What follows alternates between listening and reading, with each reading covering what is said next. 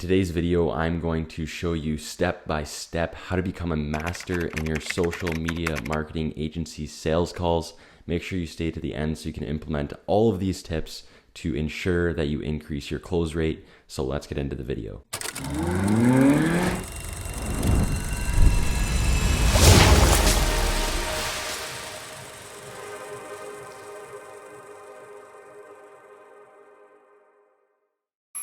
Welcome back to another video, ladies and gentlemen. I appreciate you being here. Before I dive into these tips, and this is a heavily requested video by you guys, do me a favor, make sure you subscribe, like, turn on your post notifications. It helps me out and it motivates me to make videos like this every single week. But yeah, so basically in this video, I'm gonna be giving you guys some tips on what to do prior to your meeting and what to do during your meeting to help actually increase your close rate. Make sure you're displaying all the possible information that your potential client will need to know in the sales calls, making sure that these people are qualified to actually be in a meeting with you, and much more. So make sure you stay to the end.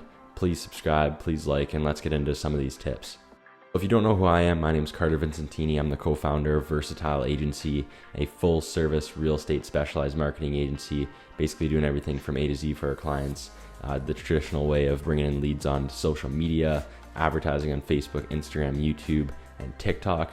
But yeah, let's get into some of these tips. So tip number one is prior to actually joining your meeting, you want to do some meeting preparation. Now, this doesn't have to be 30 minutes, 45 minutes, an hour of preparation. Simply 5 to 10 minutes right before the call. Have a little buffer time before all of your meetings so you can actually do this. Now, obviously this isn't something you'd even be capable of doing for 30 to 45 minutes before your call. Hopefully you're actually booking a good amount of meetings every single day. But what this preparation should look like is just doing some proper due diligence of the potential prospect before the call. So searching up what brokerage they're with, what team they're currently on. You can go on their website, see if they have a website, go on some of their social media pages like their Instagram, Facebook, LinkedIn. And the most important things to look for when you're visiting these different pages is, are they consistently producing content? What kind of content are they producing? Do they have a lot of just listeds? Do they have a lot of sold pictures on their Instagrams? And what this is going to tell you, if that person has 50 sold pictures on their Instagram in this year, then obviously they're a realtor doing decent numbers, and they're able to actually purchase a higher package, or they're able to purchase anything in general. Usually if I'm going on a realtor's Instagram, Facebook, or website and they don't have any of this, or I go on their Facebook, it's old, their last post was from the start of this year and it was a sold picture, well, I kind of know what I'm going into, what I'm going to pitch, what their pain points are as far as what it is that they would be looking for. So just some things to do and look for prior to your meeting so you have some knowledge about the person actually going into the call. The last thing you want to do is go into a call with an absolute dog of a real estate agent.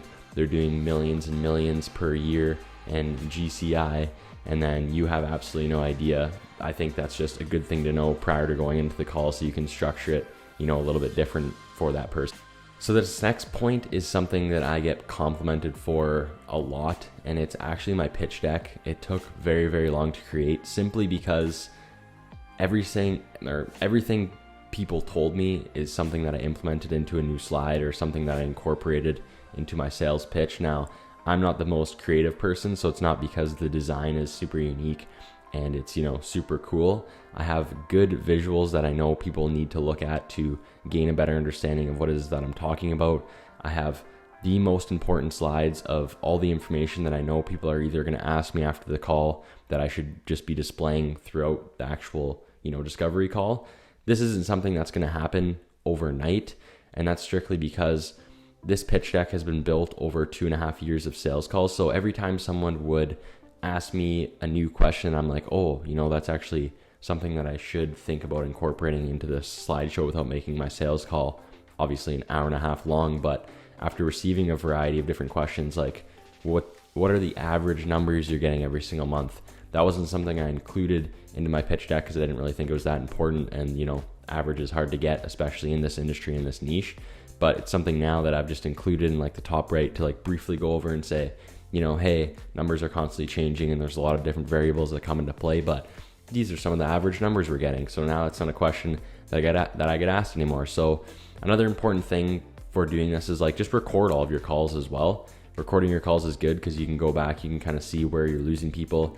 If people aren't paying attention, you want to keep the retention rate as high as you can in your sales calls. And another thing that goes along with the building a good pitch deck is having good packages and a great offer. Even if you're not the best at sales, having a good offer will help you a lot. I couldn't think of a more descriptive word there, but if you have a good offer, it's going to be pretty easy to get people and to close people, or just make it a lot easier on yourself, because if you have a certain guarantee, you're displaying the future of where you want to take this real estate client or take their career, how many deals you want to get them a month, something along those lines. It'll make it easier for them to actually make a decision, as you'll look confident in the service that you're offering. Now, when you go to pitch your actual packages, whether you have a variety of different packages, lower ticket, higher ticket, or you just have one sort of package with a setup fee, however you go about doing it, make sure you do that at the end. Have that as its own separate sort of slide or separate Canva doc, PDF document, whatever you want to do. And make sure that's just put together nice, bullet points of what the package entails. Make it really easy for the potential prospect to understand. Even if you send it off in an email, you just want to make this as simplistic as possible and easy for them to sort of grasp. And tip number 3 is all the cliche shit, but I'm going to go over it because obviously it's important. I've gone over this in other YouTube videos, but just be as confident as you possibly can. Like, do you think this person, really cares or knows what it is that you've done? If this is your 4th sales call, your 1st sales call, your 500th sales call, they have absolutely no idea. So if you're just as confident as you can and you genuinely want to help this person and you're trying to show them that you want to help them, then this call will go in your favor and be a lot easier for you to actually convince this person. If I were to jump in a sales call and the person sounded shaky and they're, stumbling on their words, obviously it's easy to say that after taking hundreds of sales calls, but you just got to embed it into your mind as early as you possibly can that it doesn't matter what this person thinks. Just go about the call, do as best as you can, be as confident as you can. You genuinely want to help this person, so show that you do. And yeah, guys, I appreciate you coming back to watch another video. Like, subscribe, comment down below other videos you guys want to see next week so I can help as many people as I can. And I'll see you in the next one. Peace.